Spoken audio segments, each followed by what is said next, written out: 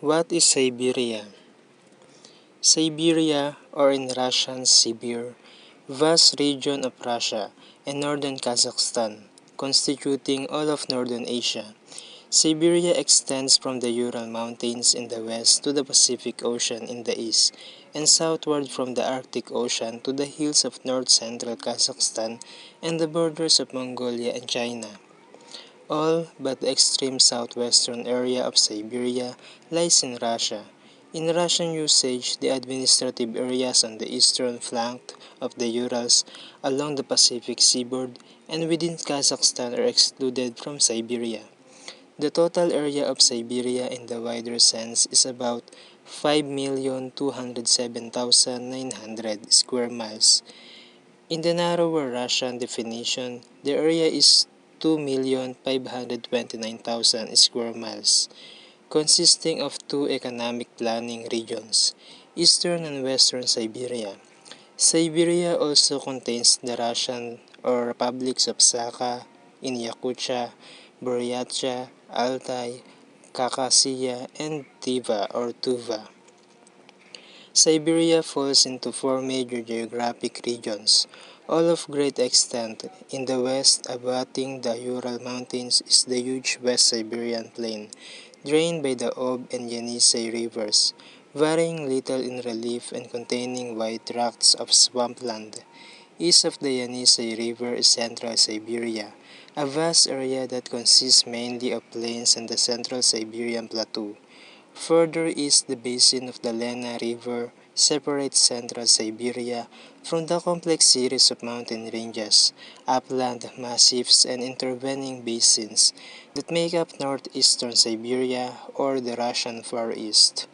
The smallest of the four regions is the Baikal area, which is centered on Lake Baikal in the south-central part of Siberia. Siberia, its name derived from the Tatar term for sleeping land, is notorious for the length and severity of its almost snowless winters. In Sakha, minimum temperatures of 90 Fahrenheit negative have been recorded. The climate becomes increasingly harsh eastward, while precipitation also diminishes. Major vegetation zones extend east-west across the whole area: tundra in the north, swampy forest or taiga over most of Siberia, and forest steppe in southwestern Siberia and the intermontane basins of the south.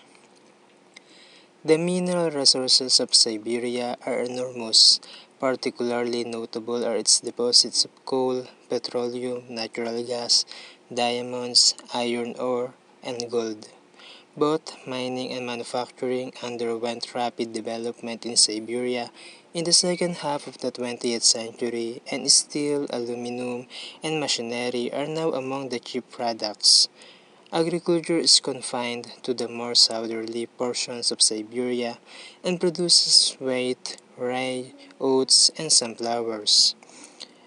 It is still uncertain whether humans first came to Siberia from Europe or from Central and Eastern Asia.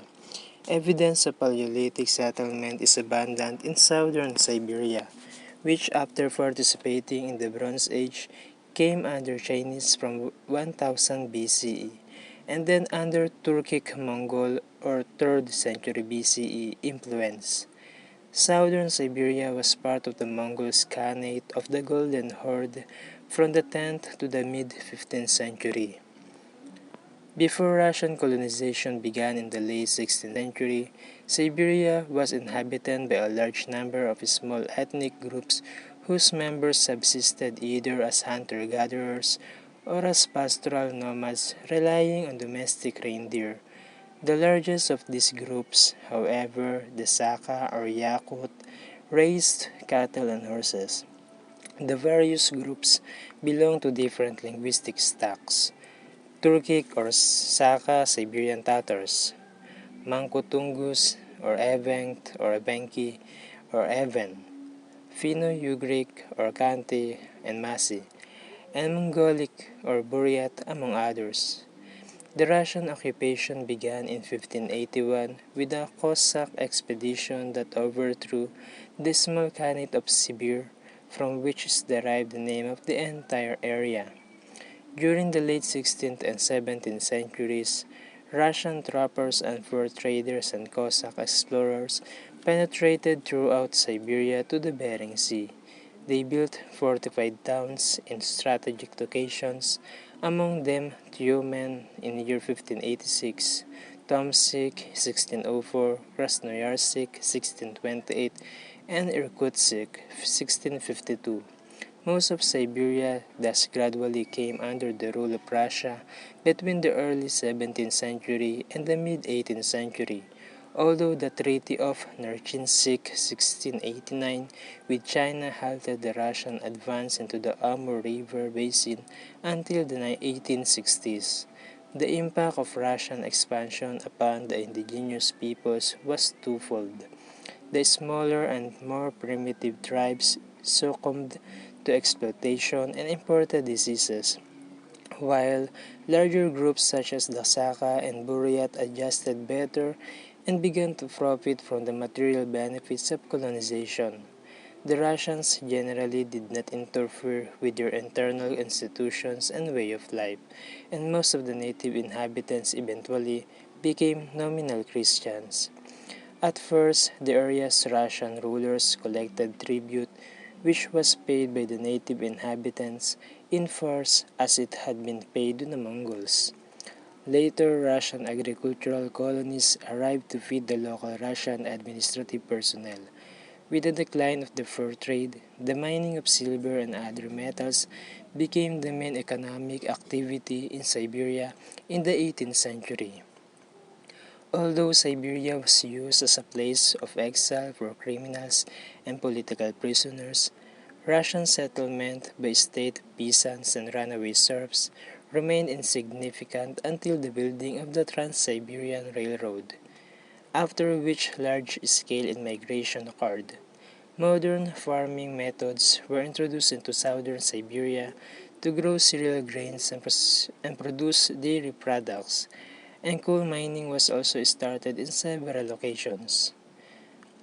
During the Russian Civil War from 1918 to 1920, an anti-Bolshevik government headed by Admiral Alexander Kolchak held much of Siberia until 1920.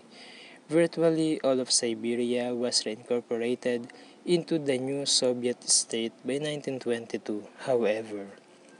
From the first Soviet five-year plan from 1928 to 1932, industrial growth was considerable with coal mining and iron and steel complexes began in the Kuznetsk coal basin and along the line of the Trans-Siberian Railroad, partly through the use of forced labor. Forced labor camps spread throughout Siberia during the 1930s, the most important being the camp complexes in the extreme northeast and along the lower Yenisei River, whose inmates were used mostly in mining operations. During World War II, because of the evacuation of many factories from the western portions of the Soviet Union, Siberia, together with the Urals, became the industrial backbone of the Soviet war effort for a few years. Agriculture, by contrast, suffered greatly from collectivization in 1930 to 1933 and was neglected until the Virgin Lands Campaign of 1954 to 1956 when southwestern Siberia, including northern Kazakhstan, was the principal area to be opened to cultivation. Despite industrialization, migration out of Siberia was considerable in the late 20th century, and population growth was slow, in part because of unmitigatedly harsh climate. The population of Siberia remains sparse, is chiefly concentrated in the west and south, is more than half urban, and is overwhelmingly Russian in ethnic character. The largest cities are Novosibirsk, Omsk, and Krasnoyarsk. The late 1950s and 60s So major industrial development take place, notably the opening up of large oil and natural gas fields in western Siberia, and the construction of giant hydroelectric stations at locations along the Angara, Yenisei, and Ob rivers.